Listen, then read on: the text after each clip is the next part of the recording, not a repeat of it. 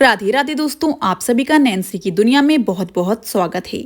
आज की इस वीडियो में मैं आपको सुनाने जा रही हूँ मार्गशीर्ष पूर्णिमा व्रत की पौराणिक कथा व कहानी।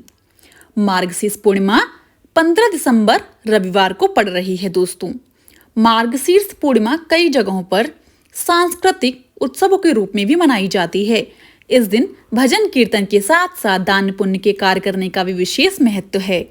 इस साल मार्गशीर्ष पूर्णिमा, जैसा कि मैंने आपको बताया, 15 दिसंबर को मनाई जा रही है। मार्गशीर्ष पूर्णिमा के दिन कई श्रद्धालु उपवास रखते हैं। धर्म ग्रंथों के अनुसार इस पूर्णिमा के दिन व्रत रखने से जीवन के सभी कष्टों से हमें छुटकारा मिल जाता है।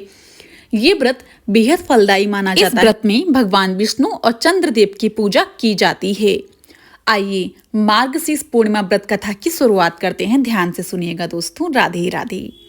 मार्गशीर्ष पूर्णिमा की कथा अनुसार महर्षि अत्रि और उनकी पत्नी अनुसुईया महान तपस्वी और धर्मपरायण थे।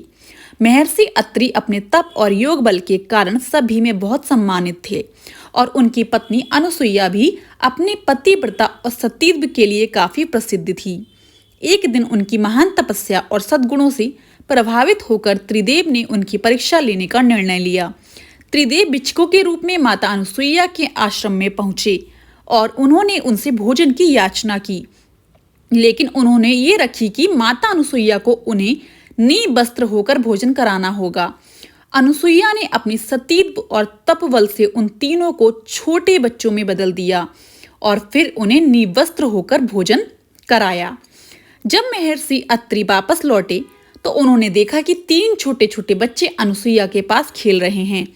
इसके बाद अनुसुईया ने पूरी घटना उन्हें बताई। महर्षि अत्रि ने अपने योग बल से तीनों के वास्तविक रूप को पहचान लिया। इसके बाद महर्षि अत्रि और अनुसुईया की भक्ति और तप से प्रसन्न होकर त्रिदेव अपने वास्तविक रूप में वापस आ गए और उन्होंने उन्हें वरदान दिया। त्रिदेव ने महर्षि के यहाँ एक पुत्र के रूप में जन्म लिया। कहते हैं महर्षि अत्रि और माता अनुसुईया के पुत्र ही भगवान दत्तात्रेय के रूप में प्रसिद्ध हुए। इसलिए ही मार्गशीर्ष पूर्णिमा के दिन भगवान दत्तात्रेय की भी पूजा की जाती है।